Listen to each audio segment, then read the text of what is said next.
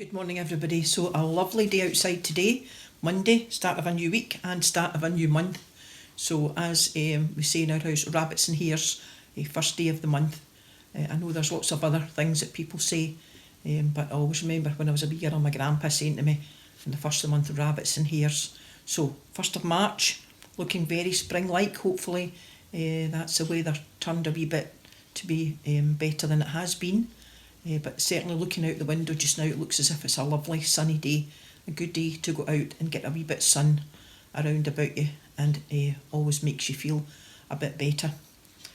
So start of another week again, not really too much going on. We're waiting to hear this month if Nicola Sturgeon is allowing churches to start back again. I know she did say the 5th of April, but she did also say that probably because Easter was the weekend before that she would maybe think about an earlier date. So hopefully if numbers keep going down and vaccinations keep going up, then hopefully it will be this month and we will get back to church. So we're just waiting to hear whether it's the numbers of 20, which it probably will be, or the initial numbers of 50, which it might be if, as she has said, everywhere will eventually go back to level 3, and that was a 50 number. So we're just hoping to hear at some point, not soon, but quite soon. So hope everybody's doing all right. Hope everybody had a good weekend. Hope everybody got out and about. We certainly got a few things done, and Billy did make a number of trips to the dump, so it's a bit easier to move in here than it has been of late. So I'm quite pleased with things that we have done at the weekend. So we're using the Lent tier fund, and today is day 13, Monday 1st of March, and it's entitled God Breathed, and the verse is taken from Genesis chapter 2. And so the whole universe was completed. By the 7th day, God finished what he had been doing and stopped working. He blessed the 7th day and set it apart as a special day, because by that day he had completed his creation and stopped working. And that is how the universe was created. When the Lord God made the universe, there were no plants on the earth, and no seeds had sprouted, because he had not sent any rain. And there was no one to cultivate the land. But water would come up from beneath the surface and water the ground. Then the Lord took some soil from the ground and formed a man. Out of it he breathed life-giving breath into his nostrils, and the man began to live. So this morning is taken from Liz Muir, who is the Diversity and Inclusion Manager for Tier Fund, and her section is entitled God Breathed, and her verse is Genesis 2 chapter 7.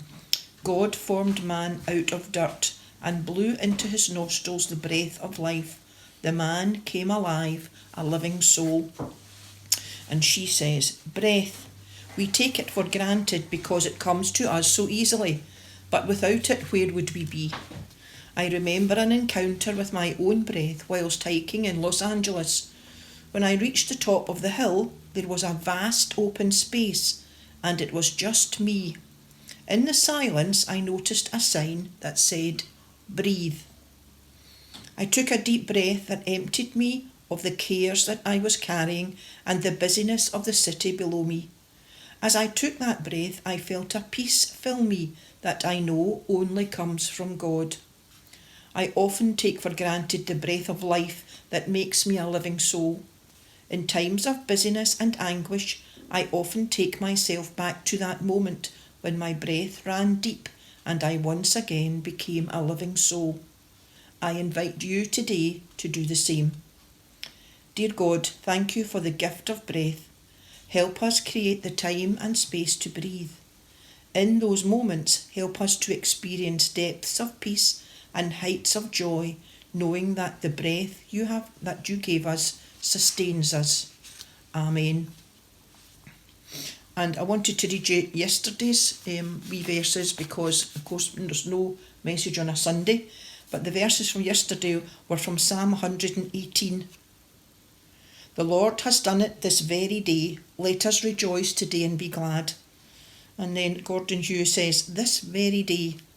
This is the day the Lord has made. This day, today, it is the only day we have. Yesterday and tomorrow are imaginings of vapour. Today as real as an unfolding smile or a breaking bone.